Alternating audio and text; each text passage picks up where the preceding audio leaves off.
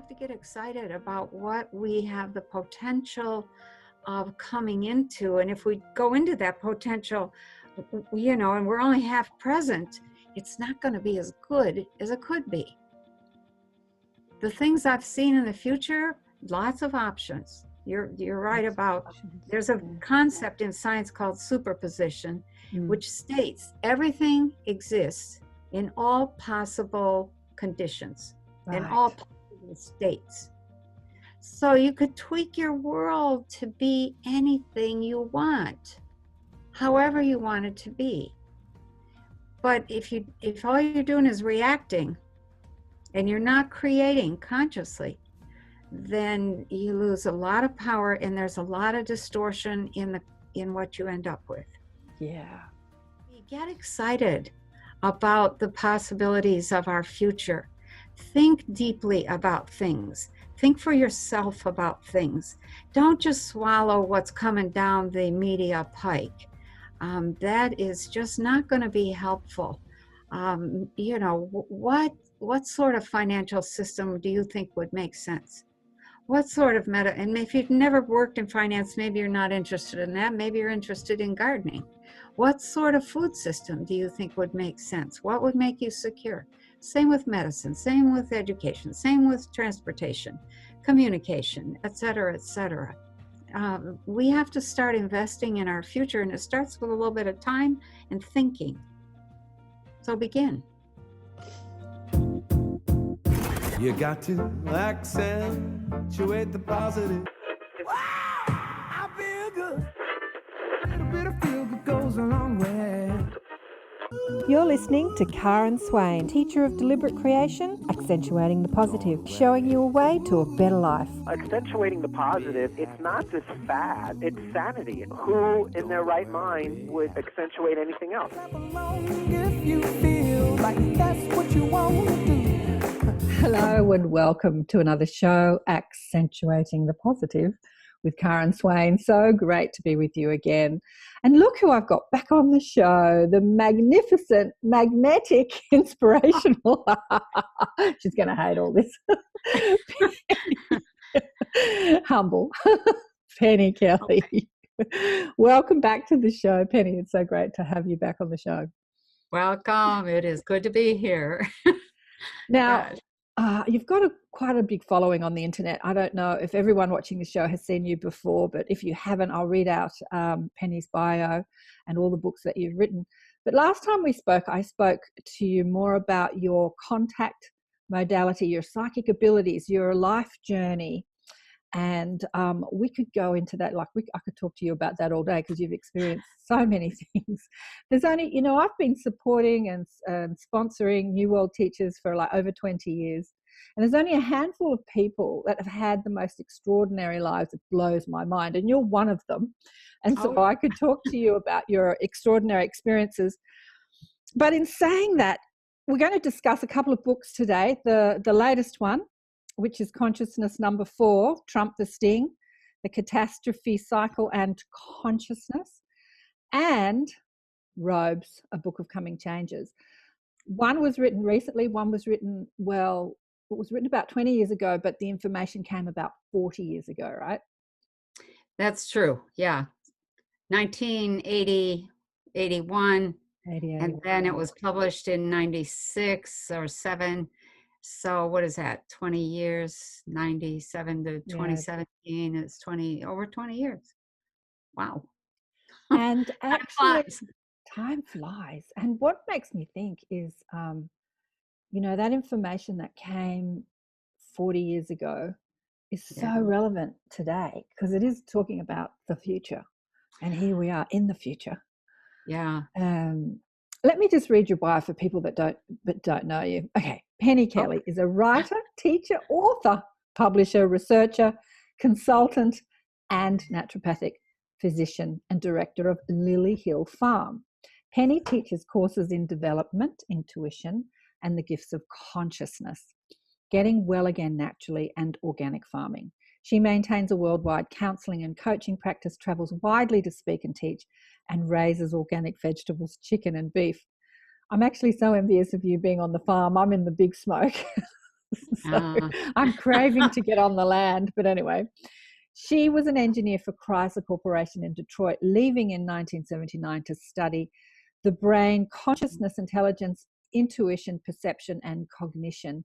This led to her work with both schools and corporations as an educating consultant specializing in accelerated brain compatibility learning techniques. Penney holds a degree in humanistic studies from Wayne State University and a degree in naturopathic medicine. She's the mother of 4 children and has co-written or edited over 23 books with others and has written 7 of her own books. Is it 7 or 8 now? I think it's 8 now. The Evolving Human, The Elves of Lily Hill Farm, which we talked about last time on the show. I just love it. Robes, The Book of Coming Changes, which we're going to discuss today. Getting Well, Again, Naturally from the Soil to the Stomach. Consciousness and Energy, Volume 1, 2, 3, and 4. All of them are different. 1, Multidimensionality and the Theory of Consciousness, New Worlds and Energy, History and Consciousness. And then the last one, which is Trump, The Sting, The Catastrophe Cycle and Consciousness. So in the last book, you kind of have a bit of a revelation because you were told about stuff by the little men in brown robes 40 years ago, which you kind of paid no attention to. Yeah. A group of little men turn up in your kitchen. They're about, 5 foot, I think you said, in brown robes. Most of them around 5 feet. Did they have hair? Some of them, most of them were bald, but some of them had this little ring of white. Okay, so they look like friar monks, like little short friar monks, right? Yeah. Except they glowed. They were so bright. They were absolutely, they looked otherworldly, which really bothered me at the time. I know. It just astounds me that you'd have these little men show up in your house and they tell you all this stuff and you'd kind of go, humbug. Yeah. Well, I wasn't into metaphysics. I wasn't into anything at the time. Right. I would just, I was in love and I was putting a new house together, and I mean, Little Man in Brown Robes, it's like, not you again. So, and the fact that they showed me all the stuff about the future, I did not appreciate that. I didn't want to see. I didn't want to know. And you know what surprised me was when they came back 11 years later and said, write that stuff down. And I'm like, no, I don't like that kind of book. I was into romance novels. I was surprised at how much of what they said was right there. Well, and one thought, I thought maybe they were feeding me information, reminding me, as I went from one scene, because all this was telepathic. I went from one scene to the next. They were all connected. Yeah. So, last time we spoke, I hadn't read Robes, and I kept saying to myself, I've got to read that book. And I didn't. And then I read it like recently, and I was like, oh my God, I'm blown away by this book. I've got so many things to say, but couple of talking about the process of it, I'm blown away at the process, because they'd turn up and then they'd say, we want to show you stuff, and you'd go, oh, okay. And then you'd sit down and close your eyes, and then they'd give you this vision. And you said in the book, because I love sort of talking about our psychic ability, because as I say, you're one of the most extraordinary people I've met in 20 years of sponsoring New World teachers. But I do believe that what you can do is what we all can do and are moving into one day, right? And so we talk about this stuff like it's like so out there, but it's actually where we're going. It's like it's who we are and where we're going. So you had this vision, but you said that seeing the vision, it's like you were there. Even though you're sitting on your couch in the living room with your eyes, you were actually in the vision. Like you were there. It's like so 3D. It's almost like the 3D things that we have today, where we feel like we're actually in it, right? That's true. Yeah, in many cases, I was actually in it, and we walked around in those visions, in those places, and I still get goosebumps remembering the power of that.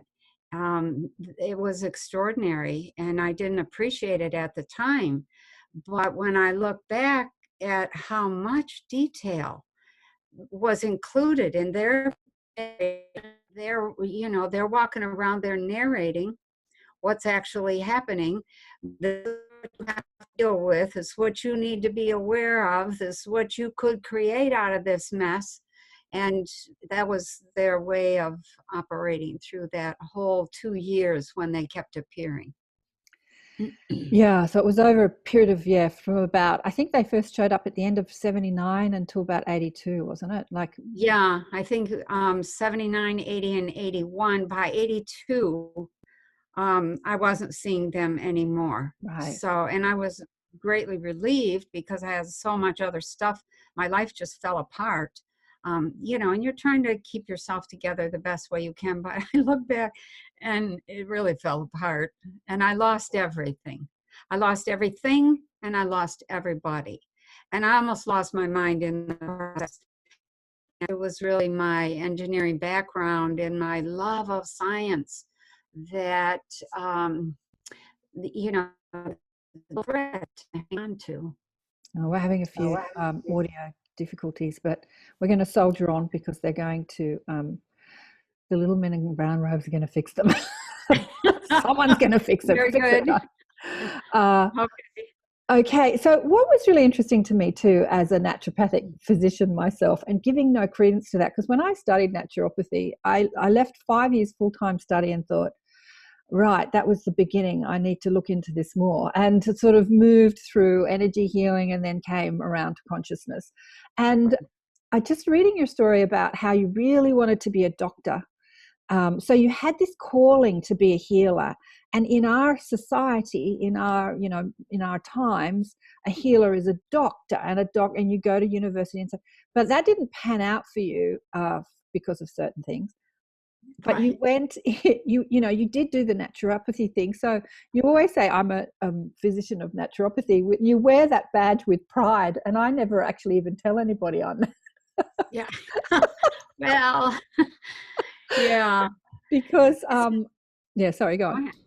You can't, I can't practice here in Michigan because it's not a recognized form of medicine.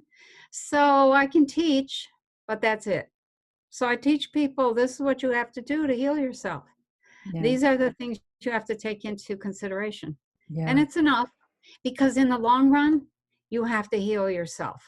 Yes. Nobody's really going to do that for you. They can guide you along your own path to healing. Yeah. They can encourage, they can support, but you have to do the work. Yeah, absolutely. Well, you know, as I studied consciousness, which we're going to talk about in depth today, I realized that the mind and the frequencies have so much more power over what we do in life. And naturopathy was all about what we're doing, you know, what we're eating and this and what exercise. It's like a very action orientated, like most things in life. And we have to do, because we're human, right? We're in physical bodies. So doing, eating, it's a part of life. But are we doing it in a certain consciousness? Like, are we, you know, how are we thinking while we're doing, you know, when we're eating or when we're exercising or whatever we're doing, you know, it's the consciousness we're doing it is that makes all the difference, right? It does. And I think this is something that is really important in terms of understanding the nature of reality. Everybody is the sphere of frequencies. Everybody and everything. Your food is a bunch of frequencies. Your drink, you know, everything in your house is a bunch of frequencies. Those frequencies are what are conscious. Those are conscious. And so your consciousness is kind of a compilation of all those frequencies. So when you bring food in, you're adding or subtracting from the frequencies that you already are. And hopefully there's enough minerals in what you're eating, because minerals build structure. Those minerals also provide emotions and feelings and all kinds of stuff that's very subtle. I like to use magnesium as an example. If you don't have enough magnesium in your system, you don't want to be touched. So minerals, if your food doesn't have any minerals in it, then those minerals carry very powerful frequencies. And when you eat those, hopefully, they're going to bring your own system back in tune and strengthen the frequencies in your own system of magnesium or calcium or whatever, iron. And that's what makes you have energy. That's what keeps you alive and well. And I think we don't think of food that way. We think we have to have a certain attitude toward food, and it's really, we have to be aware of what's the attitude of the food that we're taking in, and is it compatible with what we are, because we are a pile of frequencies. That's all there is to it. Mm-hmm. Which you actually go into in the robe. Apart from being a book of coming changes, there's so much teaching in robes. I want to say to people, if you haven't got this book and you're a fan of Penney Kelly, I mean, all the books are amazing, but this one blew my mind. I haven't read all your books. I've read a few of them. Right. Yeah, and it blew my mind that this information came in, 40 years ago. Mm-hmm. There's just so much teaching. You could do a study group just on the teaching in that book. You've sort of packed it all in there. I think that what you've probably done with robes is that you've sort of touched on everything that you talk about in consciousness and energy 1, 2, 3, 4. You've touched on it in robes, and then you've expanded on it in the other books, right? Right. Yeah. They introduced all that information, and then my work with Dr. Levengood took it deep, because I spent 15 years working with plasma physics with Levengood, and we didn't know it was plasma physics at first, but turned out that all the stuff that we were doing was like, when we figured out, or came to the conclusion, this is plasma, then it was like, wow, okay, so this is how plasma behaves. This is what you can do with it. This is what it does, et cetera, et cetera. So, there's, and then, all of it started to come together. I really got curious finally after almost 20 years, like, okay, why was I fighting this? What was my problem? So. Life. It's called life. Survival, marriage, love, all that sort of stuff. Yeah, I know. It's distracting, right? I have to say, there's the younger generation. Oh, they're amazing. All the people that I hang out with, they're not as distracted as maybe my generation, our generation. I think maybe because times are a little easier, maybe. I don't know. But there's so many things that I've written down, and I want to read out a couple of them. Okay, go ahead. Prepared long and hard for this lifetime. We're here only to help you succeed. It is essential that the humans here recognize the need for reconnection to themselves and to the earth. The structures of your civilization are too fragile.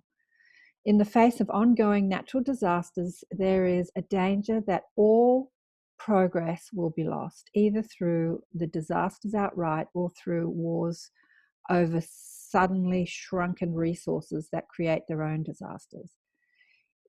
If this happens, you will return to several primitive conditions and may not reach either the group soul or civilizational goals you have all set out to achieve together. So this is very much the sort of theme of the Robes books. They're teaching you, but they're also warning us. Yeah. And in Consciousness and Energy Book 4, you've kind of laid it all out, haven't you? Like where we went wrong. And do you want to discuss? Keep going. Keep going. I just couldn't read the first half of that book because as somebody who understands the power of focus, I didn't want to focus on where we went wrong. Like, I get it. We went wrong. Corruption, unbelievable corruption. I get it. But what I want to focus on personally is what can we do to move forward, not like where we've been and what went wrong. What made you put it all down like that? To me, I would want to read this book in 100 years as like, what did those humans do? How did they manage to do that? As a sort of like interest topic. But because we're in the thick of it, it's just too like real, like it's Yeah. It came together the way that it did because that's how it came to me. I had this whole background of information, all these pieces that I really didn't with because I didn't know where they fit. So I'm in 2017, I'm watching what's going on with the government. Going, oh my God. Every other day there was something that I thought that's not going to work, or that. And so I was watching Trump put people into positions of power that I knew those people were corrupt. Right. And so I thought Trump isn't doing anything different. So I'm watching very carefully. In November of 2017, November 1st, I was on the internet and I was, what do you call that, browsing around? Surfing. And I happened across this one video, and I have no idea why I was moved to click on that, because it wasn't the kind of thing that I watched ever. I hardly ever got on the internet to do that sort of thing, and I never looked at YouTube hardly at all. But this particular day, call it Providence or whatever, I click on this one video, and there's this message that appears to be really different in a deep sense that, starts out, my dear Americans, no doubt you are going to begin to see that we're taking our great country back. My dear Americans, by this time, you no doubt are understanding that we are going to take back our great country. So I'm like, who's writing stuff like this? And I started looking. It was a long story, but it's in the book. The story is actually in the book.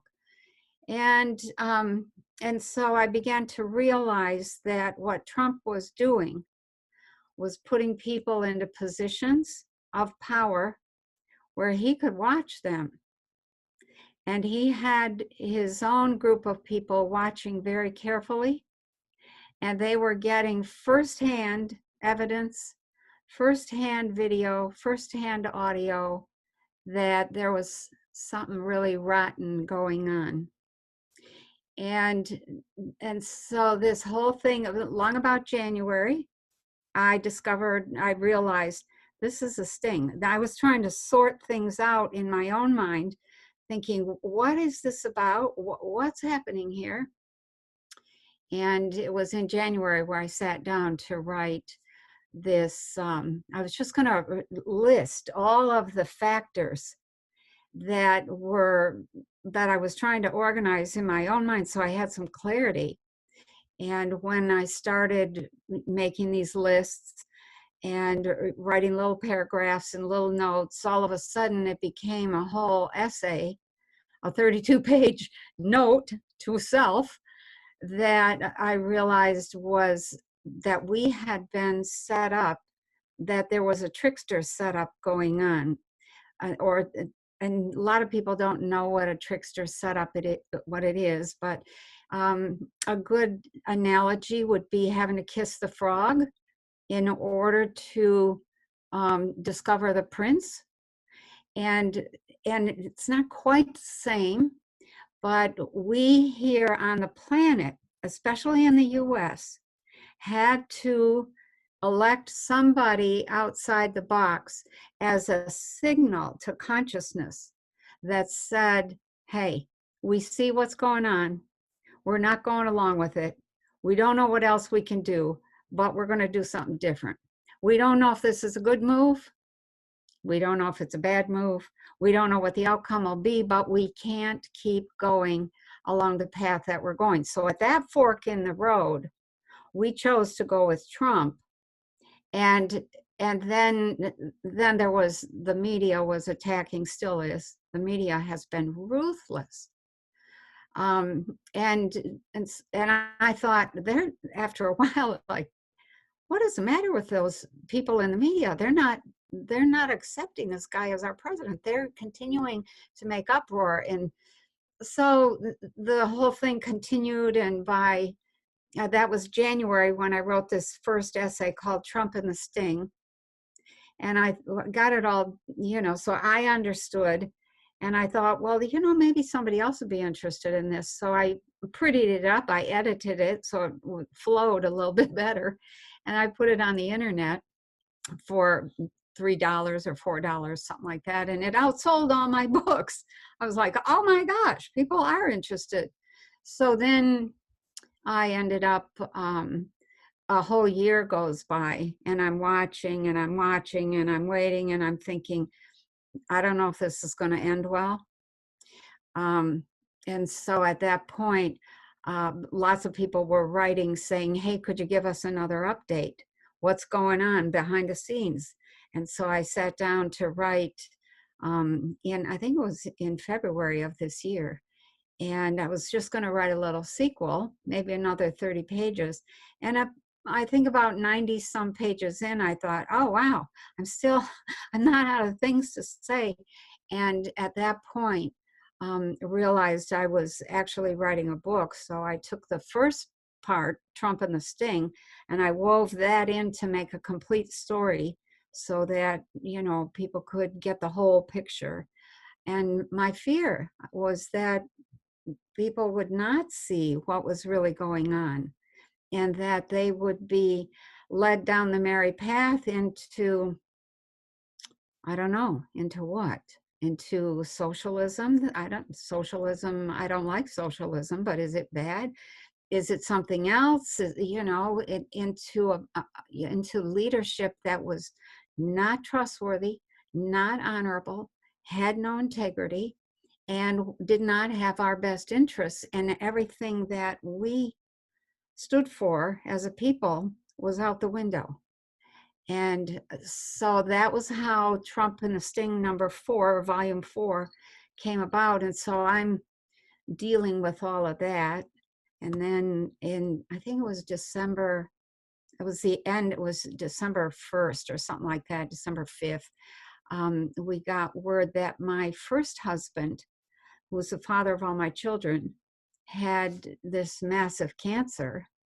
And so we're all dealing with that.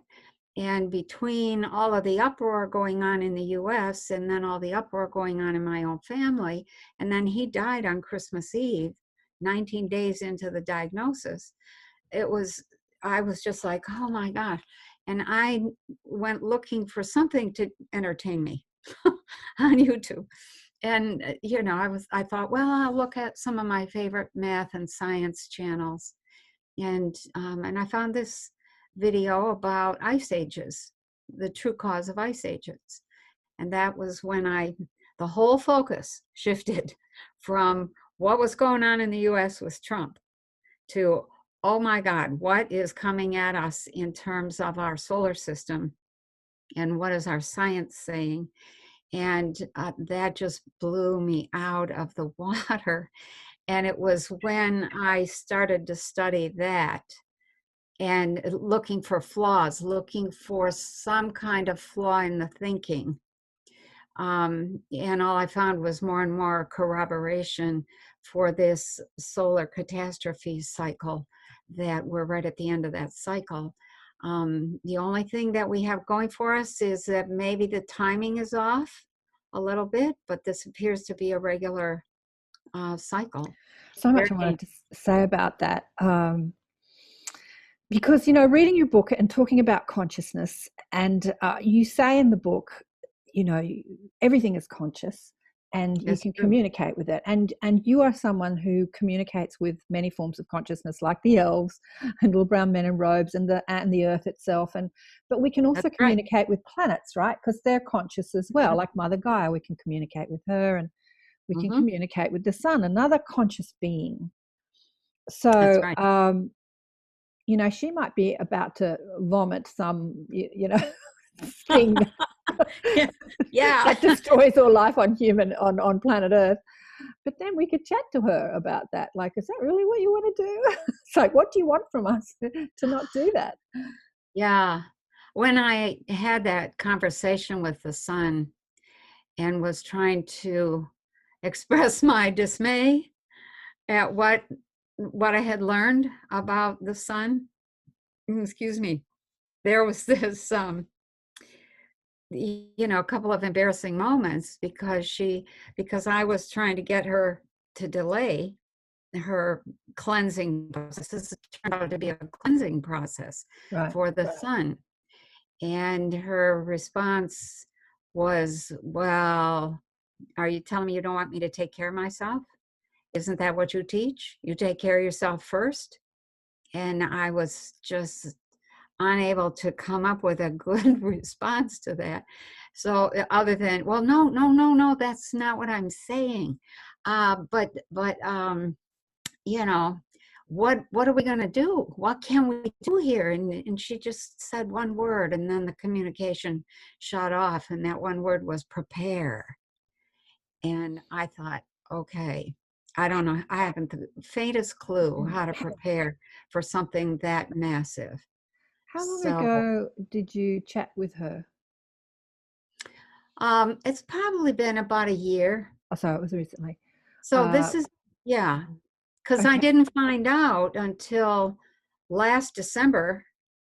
It hasn't even been a year since I found out. And I think it was in February or March that I was outside because it was still cold out and it was very frosty. And I was feeding my chickens and I thought, I'm looking at the sun peeking through the clouds, and I just stopped to say, hey, I need to talk to you, etc. So it's not that long ago. Yeah, I'm getting so much information about that from a variety of groups. So you said she said to you, you don't want me to cleanse myself. Isn't that what you teach people? Yeah. But cleansing yourself doesn't necessarily mean destroying something else. Like cleansing yourself doesn't necessarily mean that your cleansing is going to destroy something else. But what they're just saying is, no, but you're in a cycle, and we can use her, regular cleansing for our benefit to wipe out what's not working. But everyone, so many people I've spoken to on the show have, especially people in your generation, that have had amazing experiences maybe 50 years ago. So ETs came to them, took them on a ship and showed them different probable realities of planet Earth. Angelic, like Lorna Byrne, who's this incredible angel lady from Ireland. You know Lorna? When she was a kid, I think, when she was about 10, I think it was Archangel Michael opened up this screen and then showed her these probable realities of planet Earth. So many people I've spoken to have had these experiences of this imminent destruction of planet Earth, not because it's on a destructive path, but because of what we're doing, what humanity is doing. And yes, Earth has its own cycles. Sorry, hair's driving me crazy. Has its cycles that it goes through, but it doesn't necessarily mean it's going to wipe out the human population. We can work with it. And well, here's the thing. I think we have to be real. If we're not real, then we're not going to survive. We can do all kinds of stuff with consciousness, but we're not very powerful. We have to take action. And in fact, consciousness without action is a waste of consciousness, and action without consciousness is a disaster. So it's really important, I think, in some of my conversations with the elves and with some trees and with, different people that are no longer here, etc. What you begin to understand, or what I've begun to understand, is that there is a need, and it's a real need, to stop thinking that we have evolved enough to make something happen, boom, just like that. We haven't. So unless we get thousands of people all working together on the same thing at the same time, so there's enough oompa there to make something happen, we don't have a snowball's chance in hell to survive. And when the sun is going to clean herself as a regular part of her own routine, if we were a little smarter, I think we would look at that. We would have people working to see, where's the first wave, compression wave, going to hit? And can we move people out of that area? Where's the cloud, the dust cloud, and the gravel and the boulders and asteroids going to hit? How do we protect people in that area? The compression wave creates 2,000 degrees Fahrenheit temperatures. That means that, that a lot of people in that area are just going to go, and they're done. And so are their houses and their animals and their trees, etc. The evidence around the planet that has happened over and over is everywhere. Yeah. So it's frightening when you see that, okay, all right, prepare. What do we do? What did the ancient Hopi Indians do? They moved underground. What did the people from, what is that place over in Turkey where they found all these underground cities? There's places on Malta, underground cities. The cabal has been building cities for the last 55, 50 years. The cabal has been building underground cities for the last 50 years. They have known that this is almost non-negotiable. What are we doing? We're not paying attention. So the first way to prepare is pay attention. Well, the second way is perhaps to band together and say, well, what can we do as a group? Yeah, we're not paying attention because we are paying attention to surviving and, we're so caught up in how can I get what I want, which is funny because I wrote a book about it years ago. Yeah. And it's like, what I want is money, love, a good career. It's like, it's all about self, which is fine. It's been a part of the creative process of this planet. We've come here to understand ourselves as creators, and we're self-focused. We're singularly focused. Right. Yeah, I mean, we're shifting from that consciousness of it's all about me to it's all about we. And is it going to take a 6 mass extinction for us to get with the program? Just something I've written down here that from the book, far too many of you, too much power and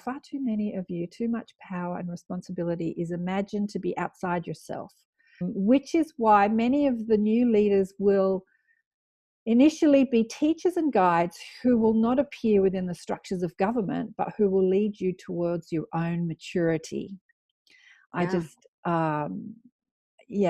found so much. I can't remember which book that's from, but that's from Robes. That's from Robes. They were talking about leadership and what a real leader looked like and how real leadership behaved. And basically they said the leader, whoever is good at something, rises up and manages, some project until the person melts back into the populace. They don't stay out there in front. They don't have to be the center of attention. They don't have to be controlling the whole show. Yeah, we lost you for a bit of that, but I'm not going to get you to repeat yourself. Okay. Every now and then we just turn This into this like robotic voice. But anyway, okay. All right. To help you make it through the coming transition. Basic message was that leadership comes forward, gets a job done, and then goes back into being an ordinary human being and doesn't have to be in control, doesn't have to be out there center and front. Which is, front and center. But dovetailing with these two messages in the book, they really work together. This whole Trump thing is all a part of the destruction. It's the destruction of what has been the old way. It's the destruction of the old way, which is about, it's the kings and the queens live in their palaces and they're adorned with their jewels and their robes and everybody. And politics is much the same, especially in America. I don't know. I think maybe whether American politicians get paid a fortune or not, they sort of, you put them in the White House and they're just surrounded by luxury. Look at that movie back in the day before John F. Kennedy was killed, like Jackie talking about the White House and going through this mansion and talking about the riches of, Right. the leaders are put on this pedestal of jewels and material wealth. And we do that in our entertainment systems, and Yep. like all this money is spent on adorning ourselves with luxury and houses, and Yep. while 2/3 of the population of planet Earth starves. It's so out of balance. Well, here's the thing. It's so out of balance. Yeah, but here's the thing. Keep this in mind when you look at how out of balance it is, because I've dealt with that a lot and have had to think through a lot.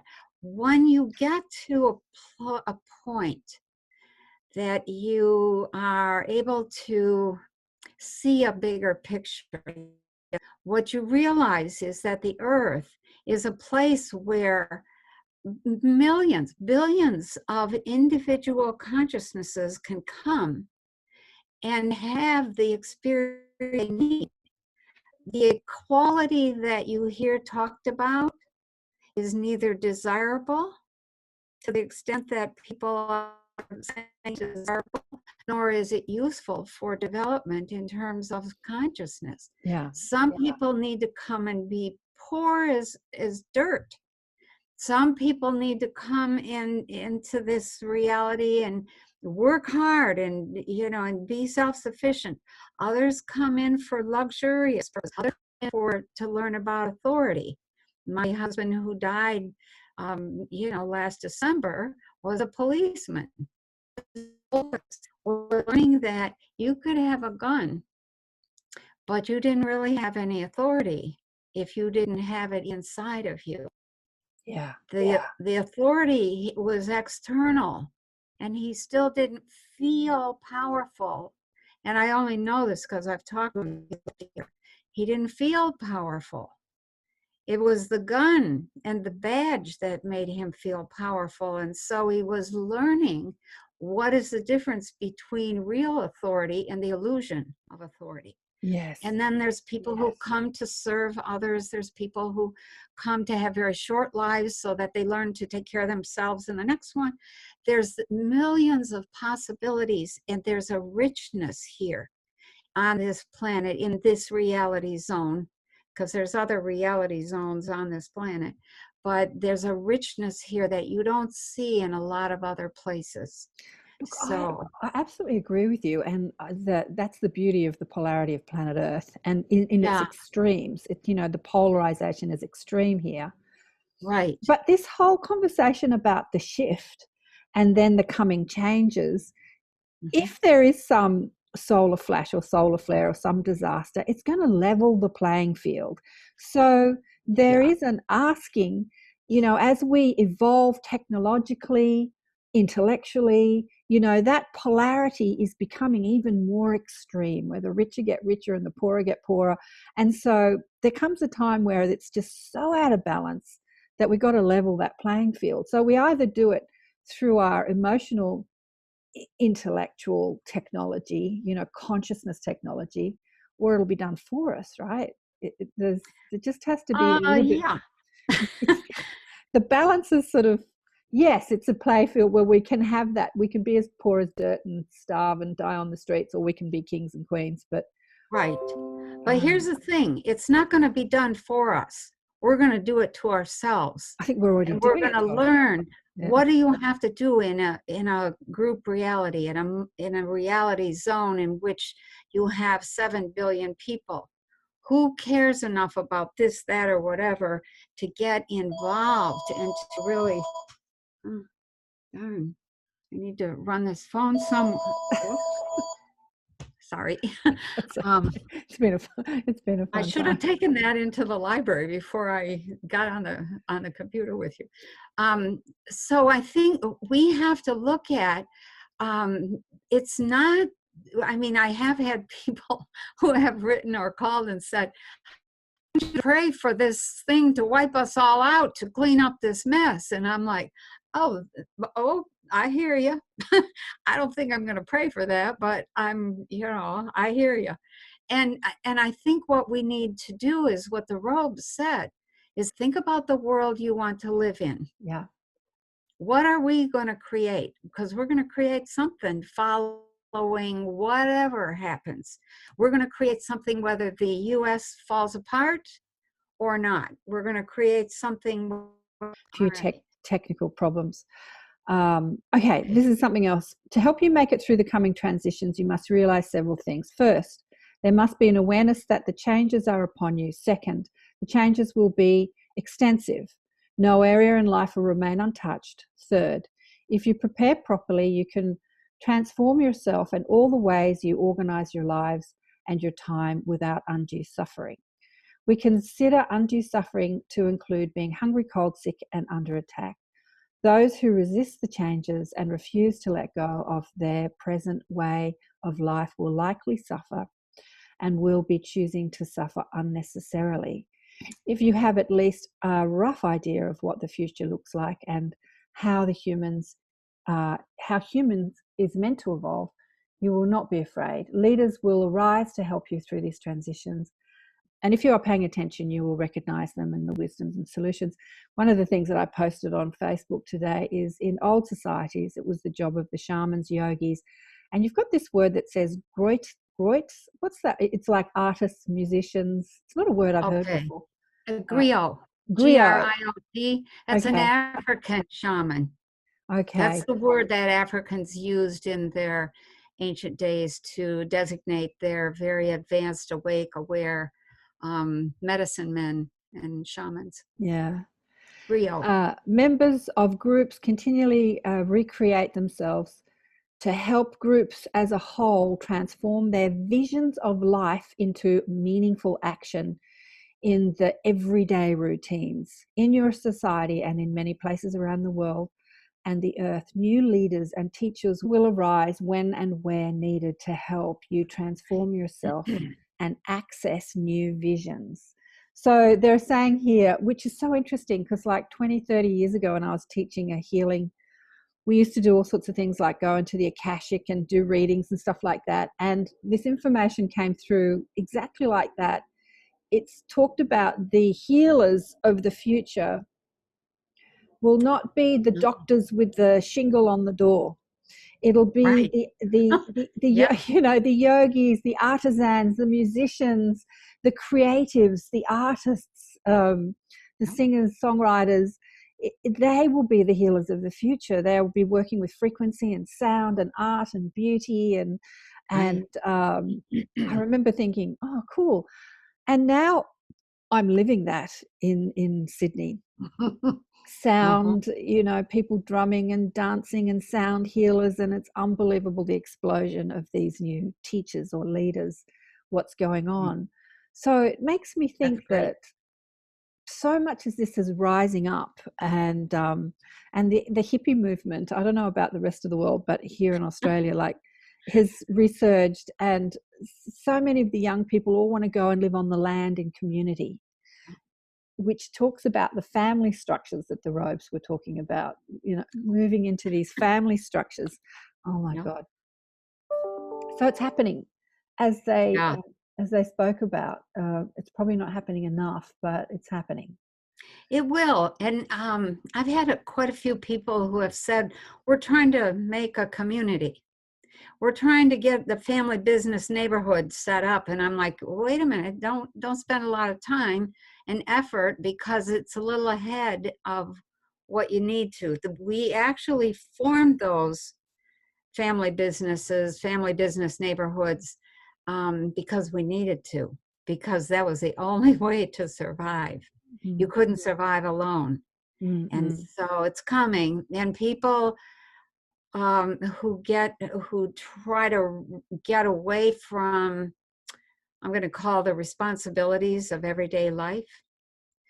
People who are trying to move into those communities often have kind of a skewed idea of what life should be like, and they don't want to take responsibility for making a success.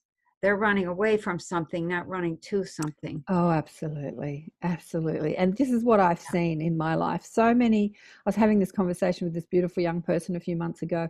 So many communities are forming and then just falling apart because everyone's fighting with each other. Like everyone's right. there's like the control drama. Who's the boss? No one's the boss. It's a community, but nothing's getting done. And it's like, I just feel like the consciousness is not this self-responsibility, this radical self-responsibility Yep. is what we all need to really get with the program. It's not about who's going to fix it for me. It's like, how can I take responsibility for creating the reality that I want to live?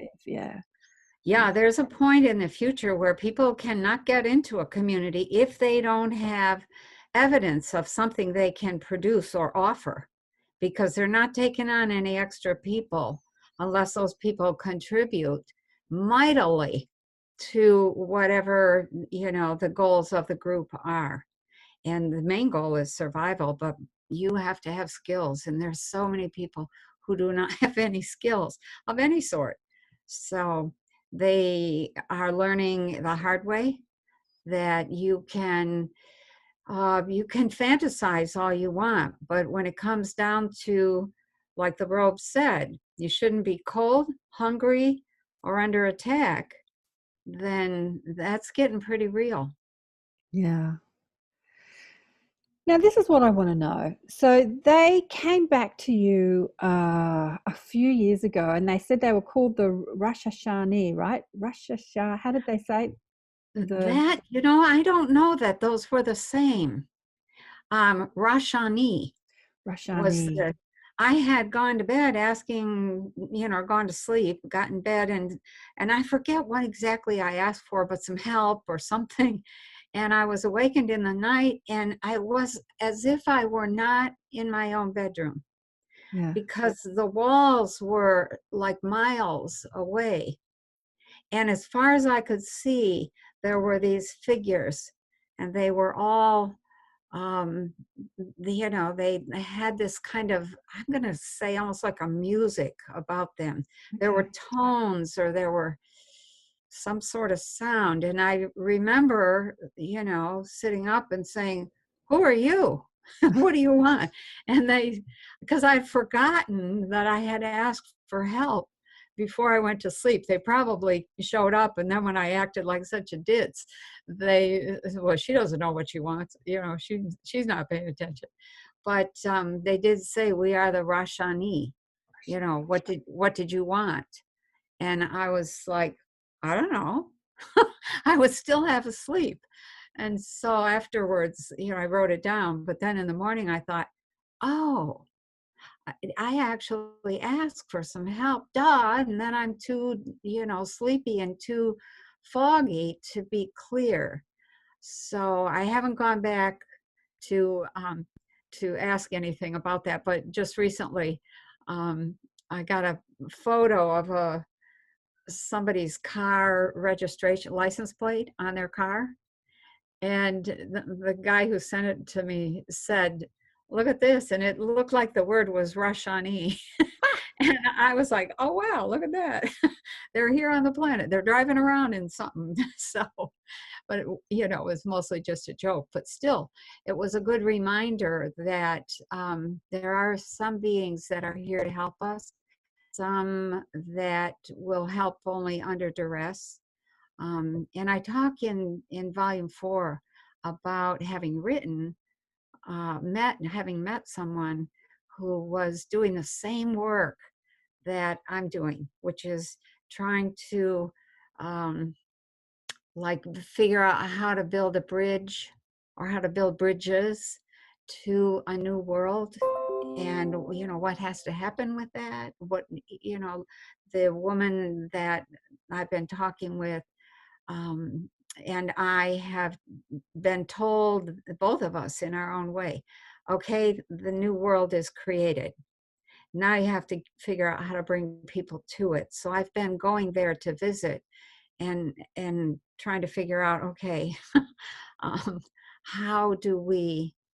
what do I say? What do I do? Is it something I need to write? Is it a meditation that I need to develop? What will build a bridge? Do I just talk about it and somebody else figures it out? So I've been working along those lines with several different groups, and each group is working on different issues. And some of those issues are, I'm going to say, down to earth kinds of things. So one of the groups in Australia has been meeting and talking about, okay, on this new earth, what do we want? And so one of the very first things they ran into was the whole issue of sex. So they decided there's not going to be any sex because that just buggers up everything. And I just laughed. I thought, well, good luck with that. So good luck yeah. with that. Yeah. You know, questions about food, questions about how do we think about work. Some of the groups have considered, you know, do we need to set a level of consciousness? Well, how are you going to do that? Well, you know, so there's some work being done. And I started doing some more research, which I will probably write about in the future, but it's very incomplete at this point. You know, years ago, Penny, when I was about 18, 17, 18, 19, I got involved with a group of people called the Raj Yogis. And we used to do open-eyed meditation, and they used to talk about the new earth. They were doomsday people. They had a date. The world was going to end. And it was pretty, you know, this is going back 30, 35 years ago. It was pretty close. It was pretty close to that time. And they used to talk about the golden age, the new earth, the golden age. But where I lost them was they would talk about things like, oh, there's just jewels and crystals and everywhere. And, you know, we're going to sort of like pick up these jewels and put them in our homes. Where are you going to place your diamonds and your rubies? And I was thinking, oh, that's not the conversation I want to have. That just sounds like a whole lot of crap. That's just another level of greed and capitalism. Just wasn't a conversation. But it was the first people that they were talking about reincarnation, and when I was seeking, you know, some common sense outside of the religions, I was exploring a few people. Look, the doomsday came and went, and the world didn't end, and then they had to reinvent themselves, and now they're called. They still exist. They have a different philosophy. They're still doing good work, but it's interesting that they had that whole story going on. You know, the new earth and then the end of the old earth, which has been, it's in the Bible, you know, it's been throughout history, the destruction, and then the new, the old age finishes and the golden age starts. Right. As you were talking before, you've been to we talked about it in the last show, you called it one of the heaven worlds, like earth in a higher vibration where there is no greed and corruption and illness and so excuse me. So the questions beg, is this timeline evolving into that timeline, or will this timeline kind of move into that whole destruction, move back to more primitive ways and survival ways? You know, like, how is it all going to happen? It's sort of, I don't know. And I don't think anybody does know because we haven't decided. We hadn't, I think I'm coming to this slowly, and I haven't tested this, but I think each one of us has to decide where we're going to be in the same way that we decide we're coming back here for more experience here. It's very, very difficult to make any kind of progress or to grow oneself without challenge.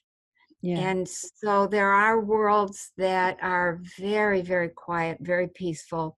And people go there because they're wiped out, because they're tired, because they are recovering from some traumatic experience here. Right. But they don't stay there very long. They'll stay there for a time, and then they'll seek out a physical world. Challenges, because the core energy, the core self, that's what it stays constant over time as you go from body to body to body. And that core self, you want to, I'm going to say, evolve the core frequencies or to replace some of those core frequencies.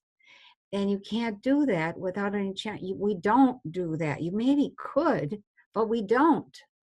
We don't even see where we need to make changes because we are so at peace and we're so, you know, content in some ways. You know, just this last weekend, I was teaching a dreams class, And one of the people in the class was talking about just wanting to be happy, just happy, where everybody's looking for happy. And I've heard this, over and over for 40 years, as long as I've been dealing with consciousness. People are seeking happiness, and they're seeking it to the exclusion of all else. And because they're seeking this happy, happy, happy, they're missing where they're at. The richness of being here is the happy, the sad, the goofy, the confusing, the puzzling, the exciting, the, oh my God, what the heck is that? All of that, the depression, the joy, that's what we come here for, is that incredible range of feeling. And to just be chasing happy all the time means that you're missing exactly where you're at. And what happens when you see where you're at and just be there is that somehow it begins to transform.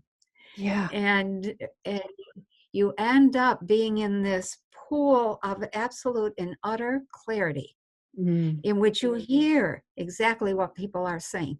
You see what people are doing. Most people behave like this. They hear something, it triggers something in themselves. They take what they heard and slap a new word on it with a new meaning, and then get all upset. You said this. No, I didn't say that at all. You said that. I didn't say that at all. Yeah. They're not really hearing what the individual is saying. They're only hearing themselves. Yeah. And they're caught in their illusions, and they're triggered over and over by everything. And so they don't have any clarity. Yes. So They can only hear their own subconscious belief system. They can't actually hear what's being spoken. Years ago I did a personal growth course, and one of the courses was communication coming from nothing, which was powerful. So, when I see this in my conversation with my daughter, she has some beliefs about me. One is, you don't listen, you never hear me. And so no matter what happens between the communication, she's constantly saying, you're not listening, Mum, you don't hear me. It doesn't matter if I'm hearing her or not, but that's the belief. Like, she comes from this, when I speak to Mum, she's not listening, right? So when we have these communications with people, we're coming from our beliefs about them. He never listens to me. He doesn't, I don't feel heard. Or so, like, having that communication coming from nothing, like no agenda, like no beliefs about who you're talking to.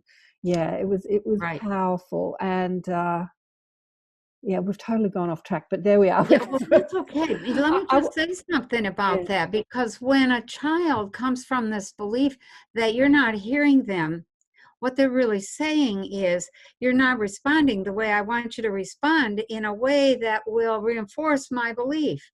Yeah. So they get all bent out of shape, and and they don't hear sometimes.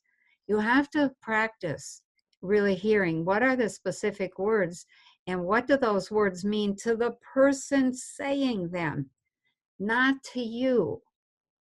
That if you're all caught up in what it means to you, then you're not really in a dialogue in which you're discovering another individual and what makes them tick.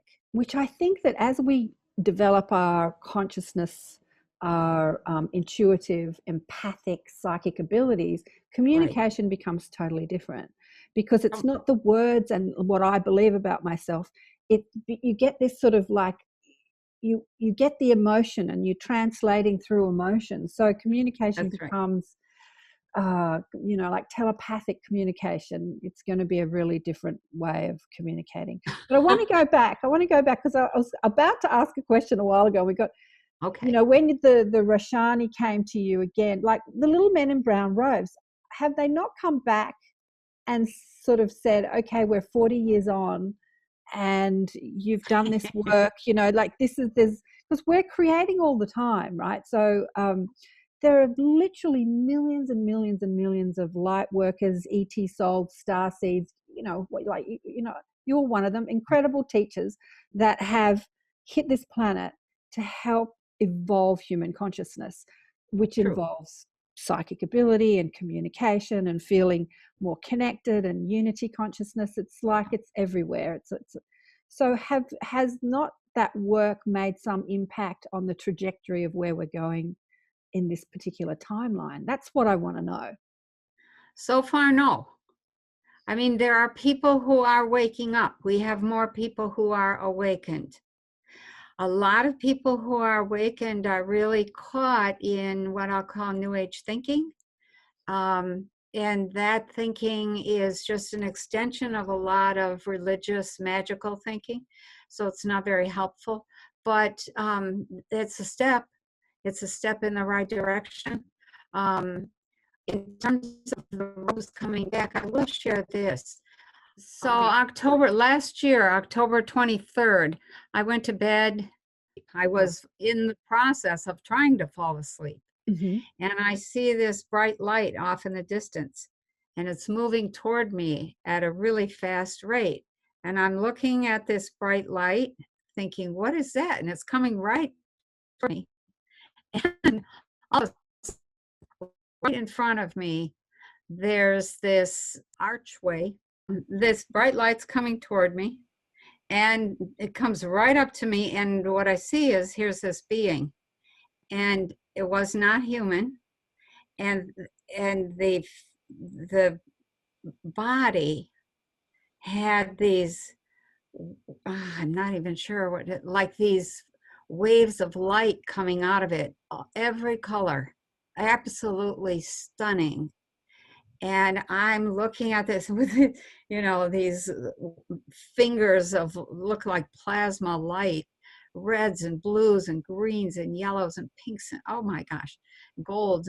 And it's framed in this archway. And he just had one thing to say: you are going to be reactivated. And then poof, he was gone. And I was like, by this time I'm like wide awake. And I sat up and I wrote it down, and I also drew a picture of what he looked like, because his nose was pushed in, and there was a whole bunch of wrinkles up his nose and up his forehead, and I couldn't see the eyes very clearly. They were like somewhere in the wrinkles. But it was just for about 2 or 3 days afterwards, I felt like I had my finger in an electric socket.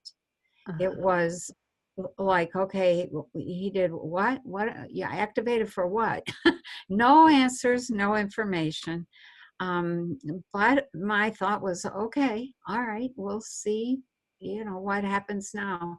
I haven't had any experiences since then, except for I'm going to say the deepening, what feels like the deepening of consciousness. And I'm forever trying to, it's hard to describe, but once you have become familiar with what your energy field feels like at any given time, you can feel when it's active, when it's coherent, when it's incoherent, when it's quiet. And there's been a lot of effort on my part this last year to keep it quiet, to keep it from interfering with all the electronics that we have. So that's just a little story. Things happen in consciousness from time to time. We don't always know why. And my thought was that there's some kind of new phase that we're entering into, not just me, but for the planet itself. And that reactivation was geared somehow to match the frequencies of the planet and the rest of the solar system. So I'm not really sure, but that's my best guess at this point. Reactivated. Oh, I love that. Yeah. I hope they reactivate me. Yeah, I have had a very great deal, a lot of difficulty sleeping this last year, and have just recently thought, is that right after Kundalini, when consciousness wakes up, you don't sleep. You are awake, because consciousness is so awake that you just do not sleep. You can go to bed and you'll be in an altered state in one reality or another all night. And that's how it's been for the last year. And I have, I've learned from way back in the beginning of Kundalini, you don't say you're tired. You don't think about being tired. You don't tell yourself you're tired. You don't say you need more sleep. Every day you're reaffirming that you feel totally rested, and that when you get out of this bed, whether you slept at all or not, you are going to be totally rested. And so I think just last week or the week before was 5 nights in a row where I was totally lucid all night. And those are problem times if you don't have the experience of how to manage the cellular consciousness that you are. They have to be, that cellular consciousness needs sleep, and you will sleep when you really need it. But the question that I've been asking is, why is it that I'm needing less sleep recently? What's happening? Is that part of that reactivation? I don't really know. So. Yes. But it's actually been in this last year that that's when I started revisiting the new earth to see what I could figure out in terms of how do we get there? How do we connect to that?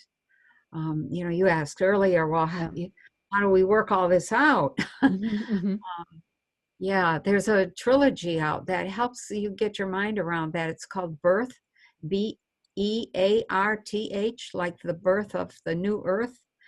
And it's very good. And it helps to build an understanding of the possibility of moving to a new earth and what that might look like, act like, sound like, etc.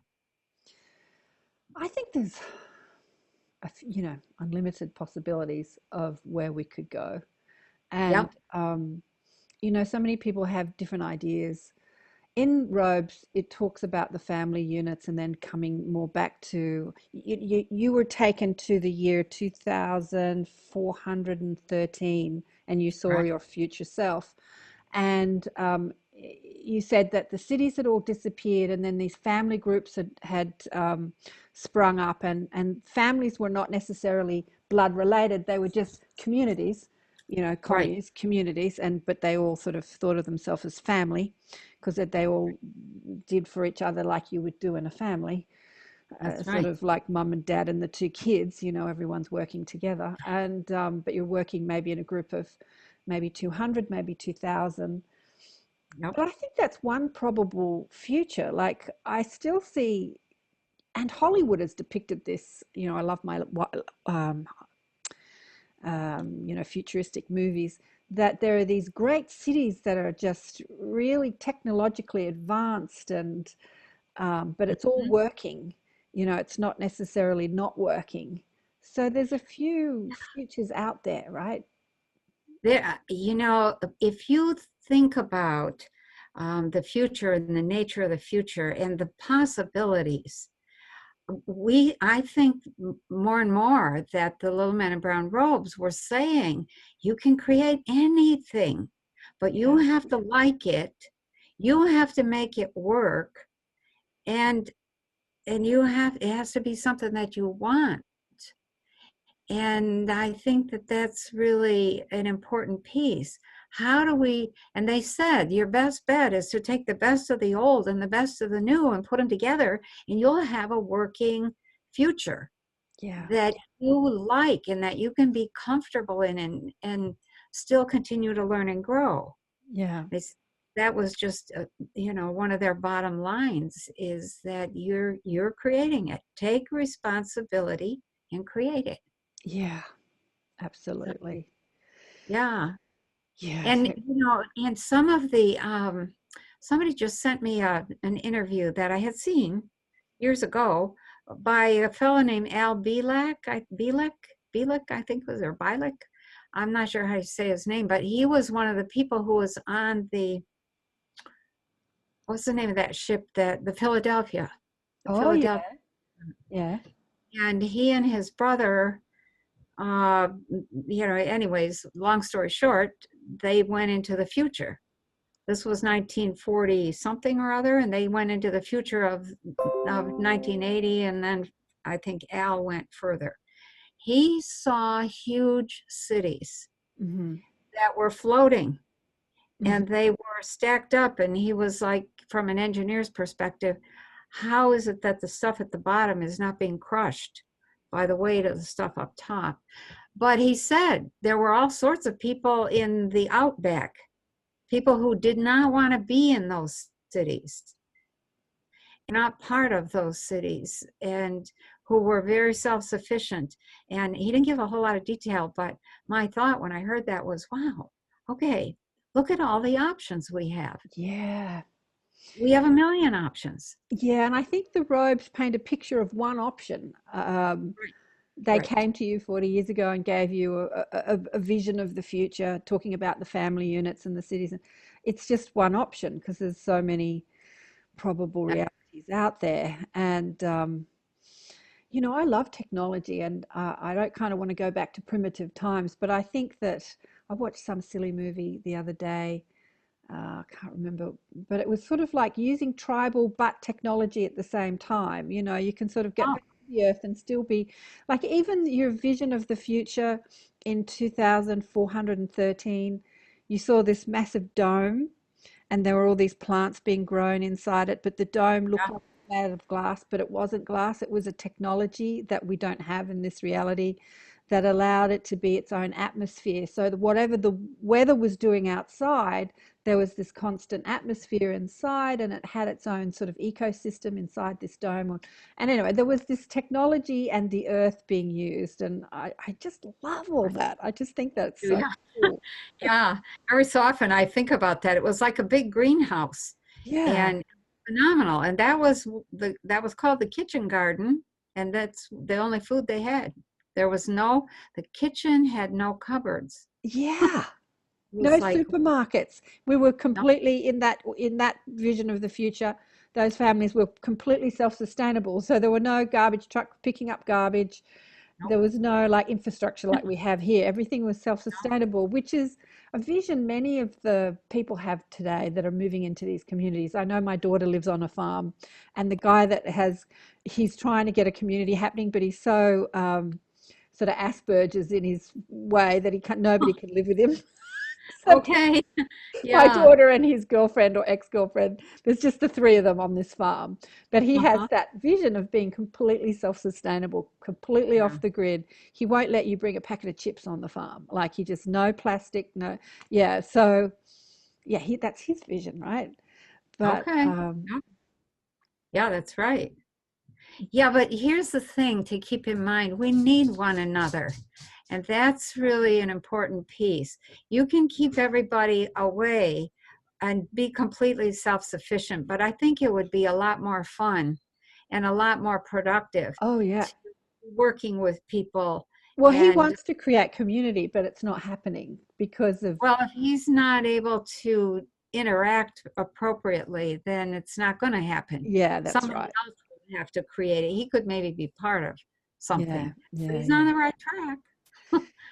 Well, yeah, but yeah, exactly. But what's not sustainable on our planet is the way we're doing things. Something that when I read the robes and I think about what I think about all the time, like I go into the supermarket and I stand there and I see shelves and shelves and shelves and shelves of plastic, and I times that by every supermarket on the planet, and then how that restocks its shelves every week, and I think of all that garbage just going into it's just, something's got to give, because we've created this, we've got this recycling thing, but that's not working too, in that there's so much rubbish that we can't deal with. The recycling thing just can't be, it's just not sustainable. Something's got to give. I've come up with many ideas of how to deal with it, but I'm sure that the higher beings or the ETs, have other ways of dealing with it. There's so many highly evolved societies that, they don't have any waste, and yet they still have these big cities, and where you can go to supermarkets and stuff. But the waste is being dealt with like this technology that's dealing, things are sort of disintegrating and not polluting, you know. Anyway, it's yeah, it's really sad when you think of all the waste. I remember back in the day when we went to the grocery store, and my mother, it was this little bitty general store, and my mother stood at the counter and told the guy behind the counter, I want a pound of this, and I want a box of that, and I want a jar of that, and then blah, blah, blah. And he would go and get all these things off the shelf. And sometimes he'd have to get on this ladder that rolled along and get something way up by the ceiling. And then we'd go to the meat market, and she'd say, I want, you know, this cut of beef or that chicken whole, and this one cut up, and, you know, da, da, da. And the butcher would do that. And then we would go to the train station and get bags of flour, which came in pretty bags of cloth, and you know, wheat and stuff like that. And then we had our own garden and huge orchard, etc. But all of that went away when the first Kroger store came out, the first big modern grocery store. And I remember going to that, and just all of us, the whole family, it was like an excursion, and walking through, and we were all just absolutely silent because we had never seen so much food in one place. And I think my mom wanted some milk and a watermelon. That was all she wanted, because we had everything else. We grew our own food. And we came out of there, nobody said a word. It was like, wow. Speechless. We were speechless. And then the general store closed and the meat market closed, and all we had left was just the grocery store. And there was no more option to go back to the old way of doing it. You know, we used to go to the lumber yard and pull our own lumber off the rack, get pounds of nails out of a big keg, and go weigh them and buy them and take them home, et cetera, et cetera. We didn't have all the packaging. And then somewhere in the 60s, somebody came along and put poison in something. And all of a sudden, everything had to be packaged and sealed. And we started on this path that has been a major source of pollution ever since. Why? Because we don't trust one another. I know. Yeah. Okay, so how do we tie all this up? I have to say, in the book, the fourth book, I've written down here, what did I say? I loved the reality and joint venture was my favorite chapter. So you go into, let's see. I think it's been the crux of this conversation, reality and joint venture. It's taking the focus off the what's in it for me to the what's in it for we. You know, it's being more unified consciousness, more group consciousness, more planetary consciousness. Because everything that's happening on our planet that's destroying things, the pollution, it's all about the bottom line. It's all about how much money can I make? And then when I make it, I can buy a bigger house or a boat or go on travels, or, you know, it's this consciousness of success and making money, and regardless of how we're destroying our planet or the animals or each other. You know, I think, you know, in terms of this chapter, I was just looking through it thinking, what did I say in that chapter? This is really when all of it came together, when I began to realize all the pieces that I had been given over the years, and how I just hadn't gotten it until that moment when it was like with this big shock. I realized the elves had the most potent of the messages. Everything else fed into that. And then I went through this whole shock of why would such an important message come through a group of elves, which could be so easily discounted. And yet at the same time, it was clear to me that they represented all of Mother Nature, and Mother Nature was desperately trying to get us back into relationship with her. with all of nature, not just what the elves represented, but with all of nature. And I think, you know, the robes, the very first vision the very first thing they showed me was the planet was rolling back and forth, and the oceans were going berserk, and the land was being wiped clean, and I just kind of poo-pooed that. Oh, that's just not possible. That's just not real. And then, you know, all of a sudden, here I am earlier this year, asking myself, why did they show me that? In the light of the solar micronova, that scene becomes huge. That insight into, look, this is what planets do. Are you ready?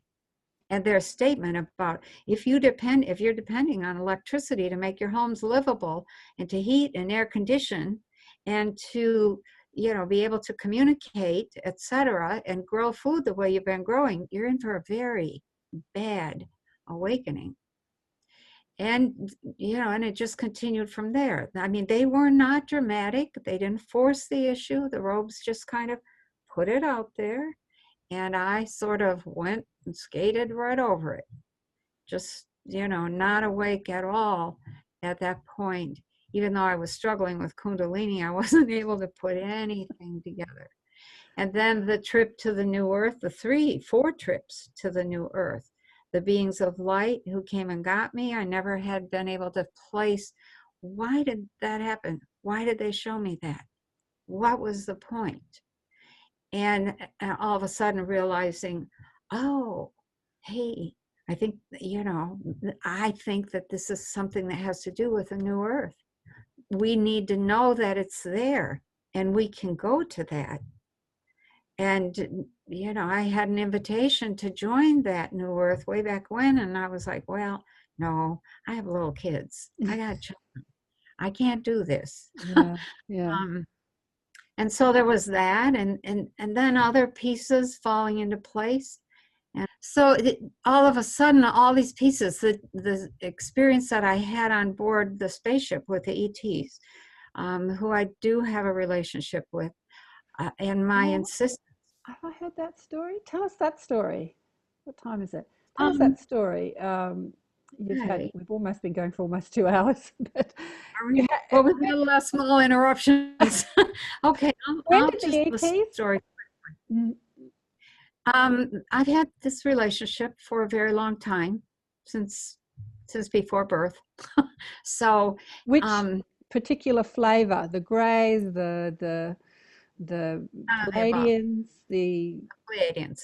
The Palladians, right? These are Pleiadians, right? So, so I had been being picked up, you know, and I finally got to a place or a point in my own development where I was no longer afraid, where I was actually curious, and I started to get bold and wander around the ship and things like that.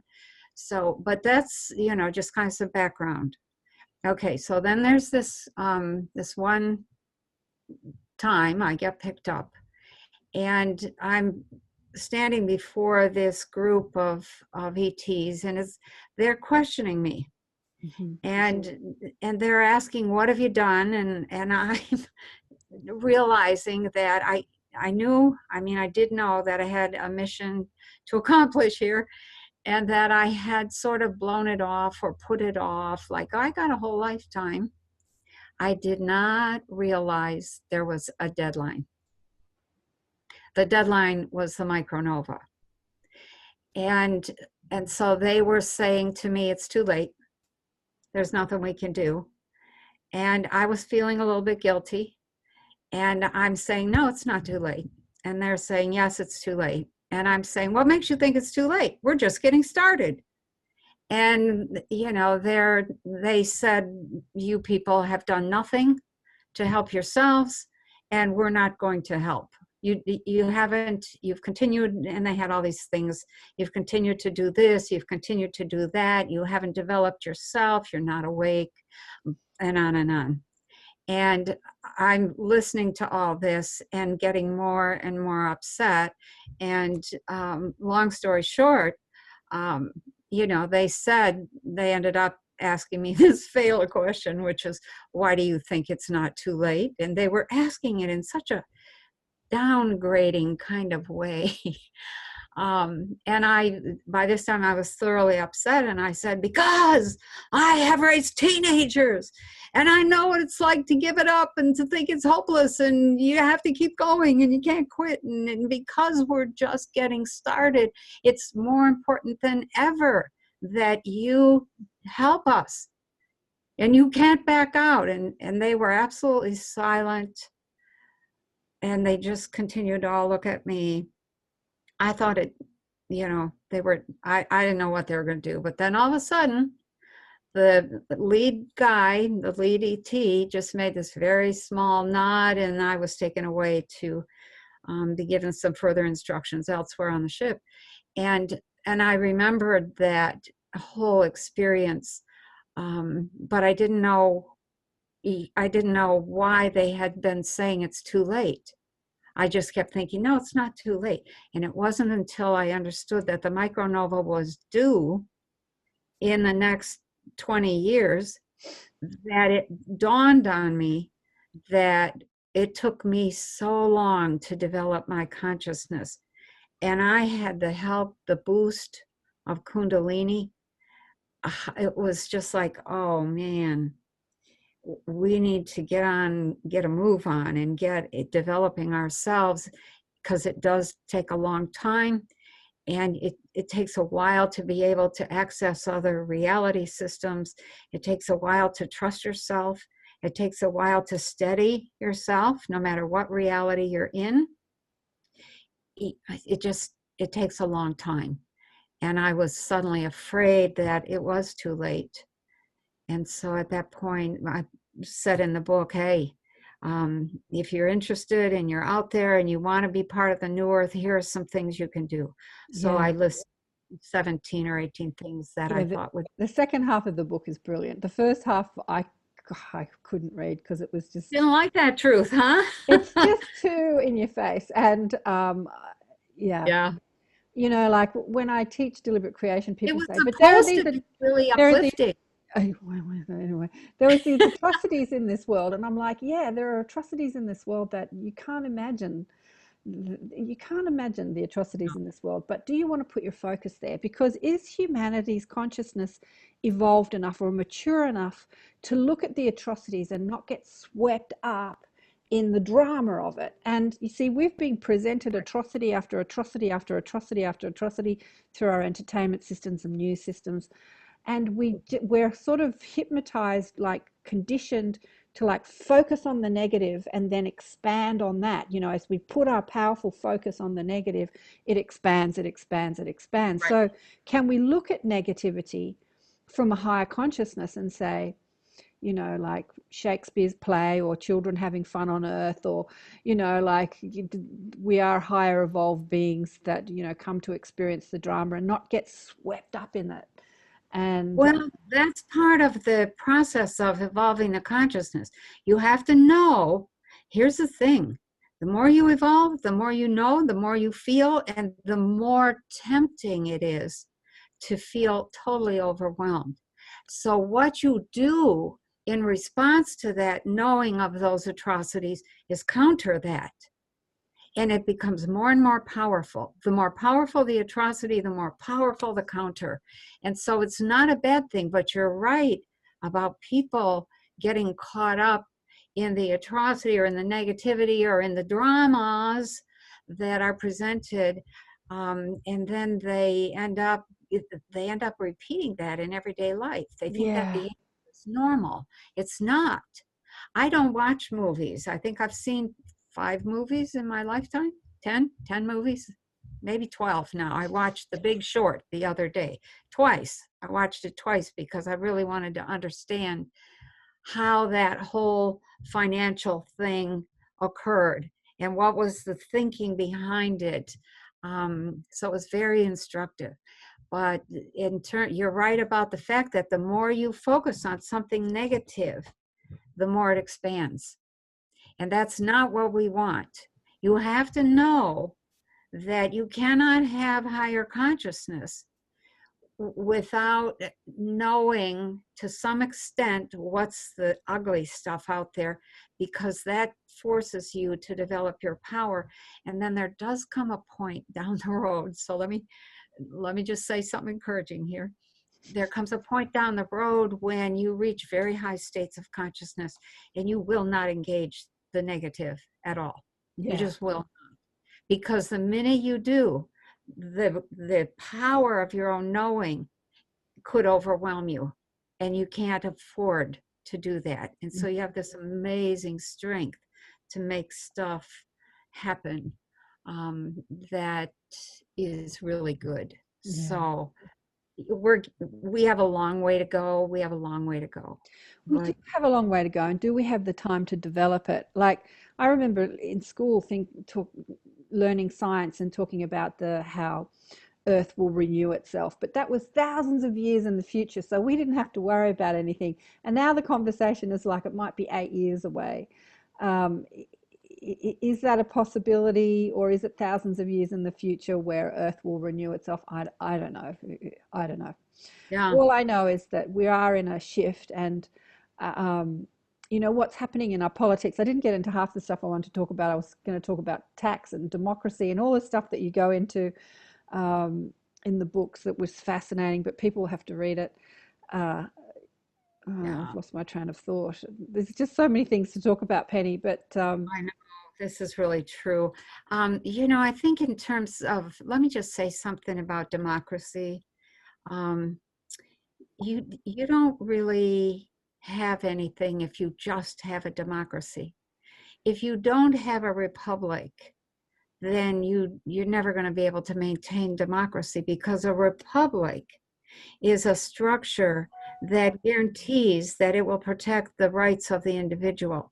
A democracy starts out well, ends up being mob rule. yeah. Whoever's in power, that's what they say, and they're changing the rules and they're changing the laws to suit themselves. And that's how you get revolutions and all of that. And so I think people talk a lot about democracy because they don't understand that that's not enough. Yeah. There has to be a republic. Exactly. And so these systems that we've got in place, that we've been upholding as the right way, I think the chaos that we're seeing in the political arena is all a part of a creative process, which is a destructive process. Like we spoke about last time, there's two powers. There's creative energy and there's destructive energy. And the more positive your thought, the more power you have to create what is wanted, something new, something different, something better. And the more you focus on the negative, the more that focus destroys what is already creative, or what is already created. So what we've done is we've created democracies and power struggles and corruption. We've created all that, like we've been focused and I think that all that is in flux, and it's all being destroyed, and it's sort of chaotic. Yeah, I think we need to see that we're moving into a whole new paradigm. And I'm so excited about that new paradigm. It's like, oh, I can't wait. The new everything, the new education system, the new medical system, the new engineering, the new energy, the new communication, the new money, the new forms of governance. We are in for a treat. But we have to begin to think more deeply about what we want. Otherwise, somebody's going to run it. Yeah. And we're just going to be like bugs on the floor. Whoops, I stepped on a bug. Oh, sorry, too bad. Yeah. We have to get excited about what we have the potential of coming into. And if we go into that potential, and we're only half present, it's not going to be as good as it could be. The things I've seen in the future, lots of options. You're right about, there's a concept in science called superposition, which states everything exists in all possible conditions, in all possible states. So you could tweak your world to be anything you want, however you want it to be.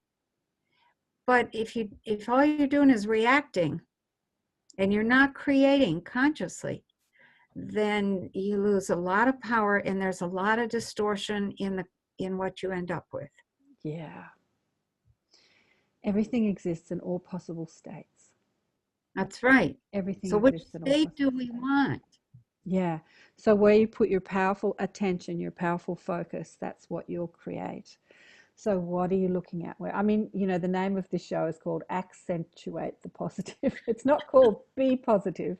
It's called Accentuate. It's like, what are you accentuating? Where are you putting your focus? That's right. And I think that that's probably the most important message of all of this, you know, like, what do we want to create? Right. I don't know if the supernova is going to happen or not. Lots of people are talking about it. You're talking about it. All I know is that what is in place, what we've created, needs to change. Maybe it needs Yeah, to I'm change. busy working on a planet that doesn't have a supernova. So Yeah, it's like, well, what's wrong with that idea? exactly. Or maybe the supernova happens in a couple of thousand years. I don't know when Yeah, it needs to, because I don't know. Yeah, but focus on what you want to create. Yeah. right. Mm.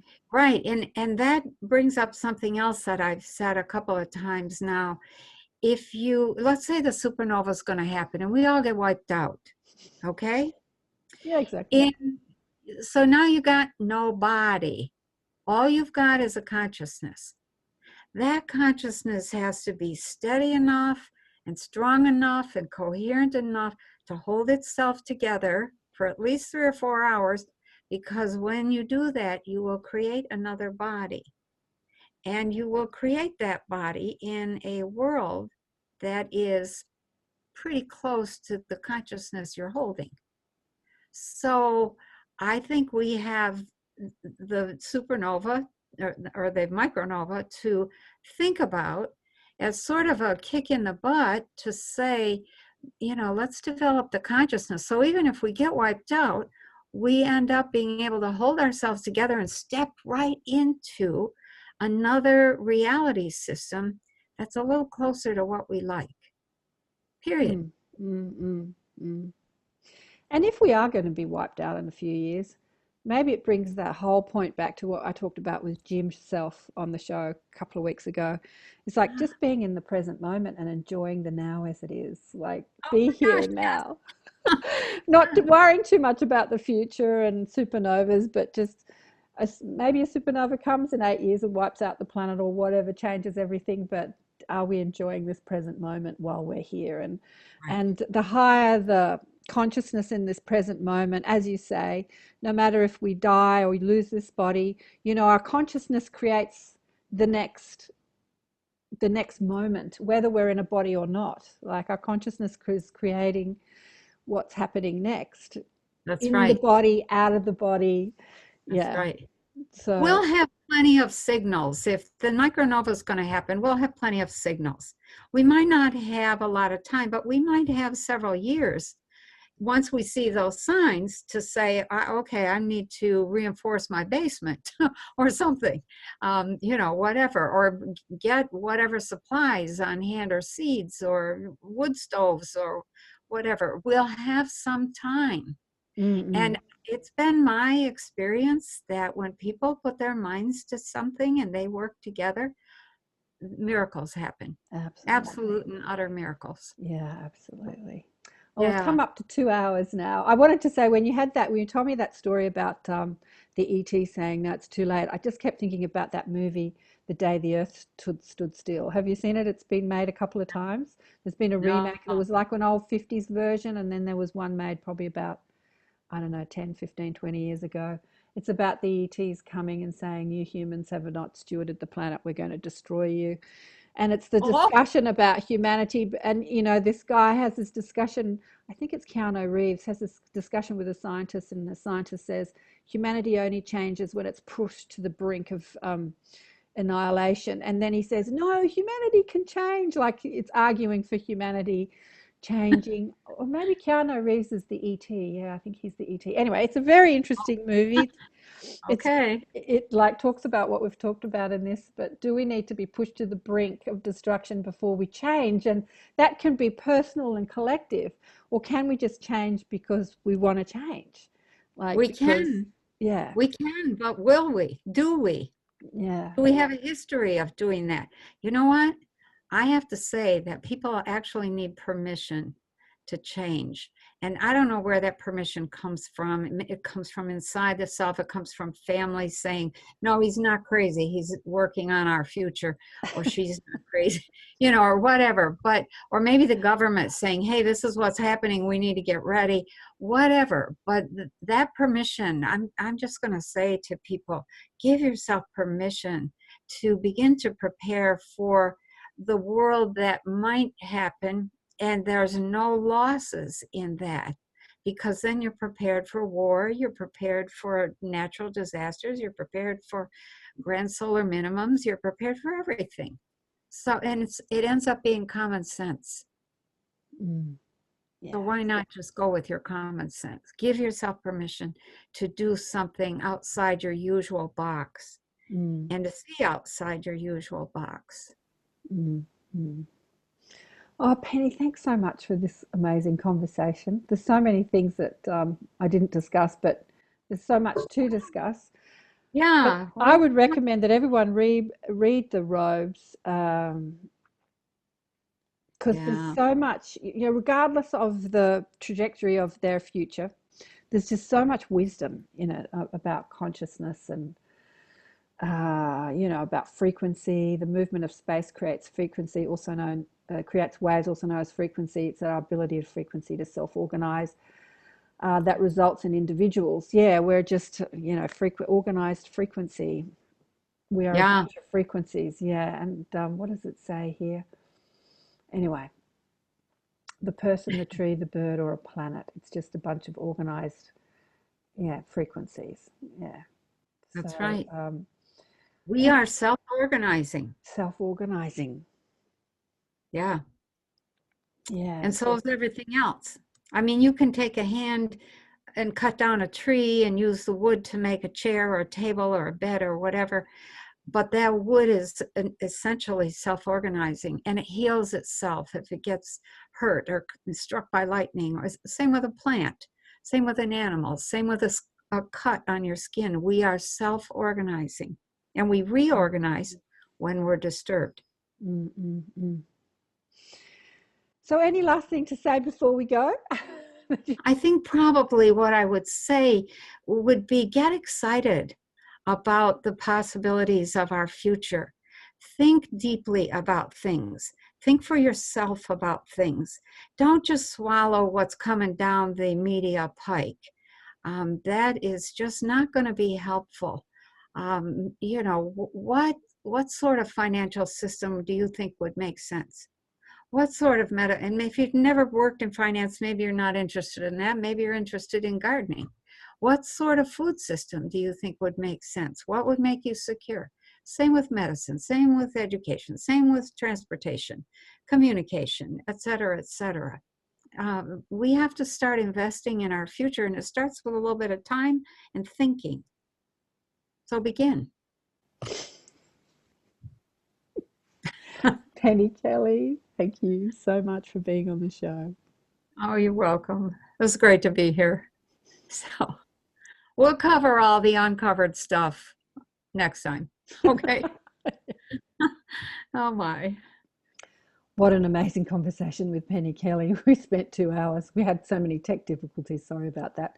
Anyway, hopefully I'll sort that out in the editing of this. But Penny and I were just talking about hatching a plan for next year to do some teaching about consciousness, about frequency, about how we flow our energy, deliberate creation teachings, I call it, consciousness teaching, she calls it.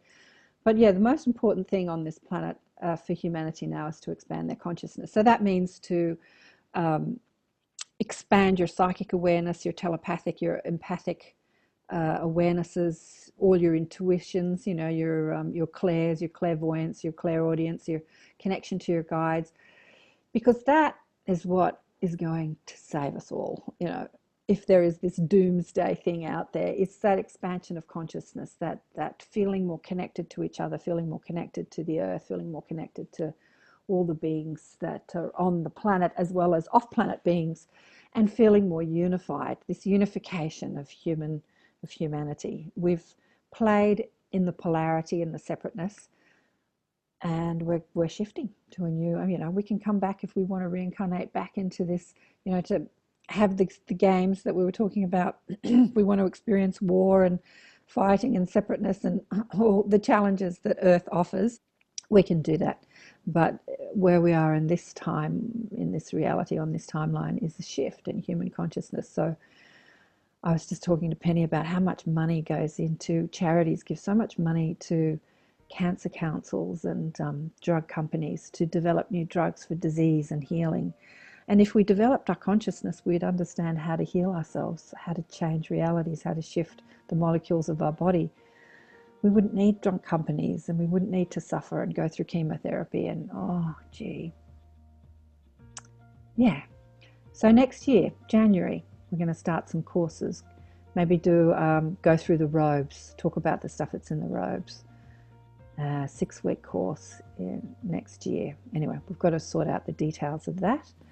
And evolve. Let's evolve this consciousness. Thanks again for watching. I'm exhausted after all that. It's been a long morning for me. There's just so much to read in the book. I would have a read of the robe, Book of Coming Changes, and all her books really on consciousness. Coming up is Kevin Briggs is going to come back on the show. He's got something to tell you all about next year. And who else is coming on the show? Another beautiful woman called, let me have a look, what's her name? Jamie Butley. I talked about her show with Penney Sherman. She's going to come on the show. She channels Seth, or Setha as she calls them, and a few people, beautiful musicians coming on the show to talk about sound and music and consciousness and light language and all sorts of things. So stay tuned. Penney Short is coming up in the Inner Sanctum. We're going to talk about energy and energy healing, more of that consciousness expansion. And also Courtney Beck is coming into the Inner Sanctum in December. She channels Isis and Krishna and all the masters. So I'll quiz her about the coming changes as well. It's good to have this cooperation between teachers about what's happening, where we're going, and what to do now. So thanks again for watching. I love you all. See you next time. Big love.